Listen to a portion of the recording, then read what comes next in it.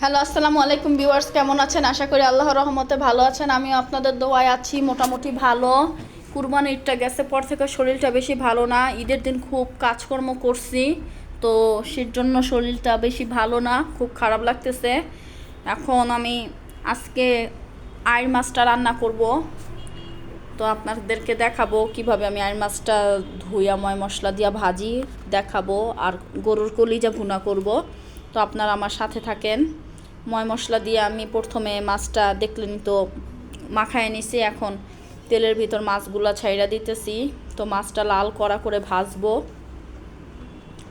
তো দেখেন কিভাবে আমি লাল করে ভাজি। এখানে আবার কলিজা চুলায় দিয়ে দিছি।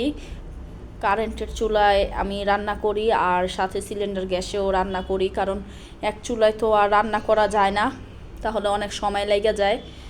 তো আমি কলিজাটা সুন্দর করে কাইটা নিয়েছি ছোট ছোট করে একদম। তারপর ময় মশলা দিয়ে এখন কলিজাটা ভালো মতো ভুনা করব। কলিজা আমি 4-5 বার পানি দিয়ে দিয়ে গরম পানি দিয়ে দিয়ে কষায়া তারপরে রান্না শেষ করি। তো যদি ভালোভাবে কলিজা কষানো না হয় তাহলে গন্ধ আসে একটা, তো তখন সবাই খাইতেও চায় না, আর গন্ধ আসলে তো খাইতে একটু খারাপই লাগে। তো দেখেন আমি কিভাবে কলিজাটা ভুনা কইরা নেই।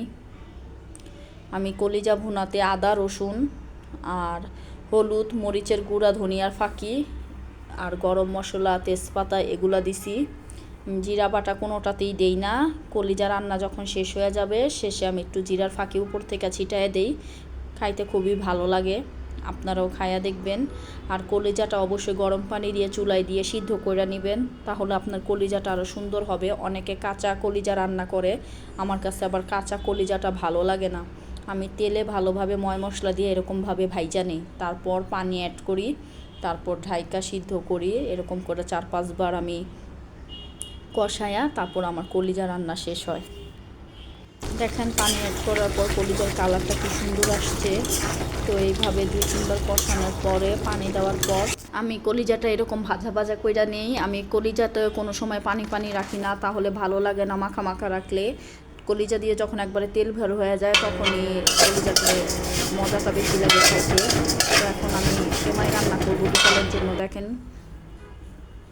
সেমাইটা আমি প্রথমে ভাইজা নিছি সুন্দর কইরা। তো শুকনা সেমাই রান্না করব ঝরঝরা। তো সেমাইটা ভাইজা সুন্দর করে ঢাইলা রাখবো, আর এখানে ঘি দিয়ে গরম মশলা দিয়ে চিনি দিয়ে দিব। তারপরে পানির ভিতরে চিনি দেওয়ার পরে যখন বলক আসবে তখন আমি সেমাই ছাইড়া এইভাবে সেমাইটা রান্না করব। দেখেন সেমাইটা কত সুন্দর হয়েছে, দেখতে ভালো লাগতেছে। আপনাদের কাছে কেমন লাগতেছে জানাই না, কমেন্ট করে অবশ্যই জানাবেন। এখন আমি ছোট বাবুর জন্য ম্যাগি নুডলস স্যুপের মতো রান্না করে আনিয়েছি।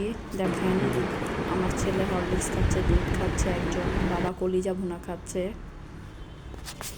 তো আপুর বাসায় আসলাম। আজকে আমার শরীরটা ভালো নেই, তারপরেও সারাদিন কি করলাম যতটুকু পেরেছি আপনাদের সাথে শেয়ার করলাম। আমার ভিডিওতে কোনো ভুল ত্রুটি থাকলে মাফ করে দিবেন। আল্লাহ হাফেজ।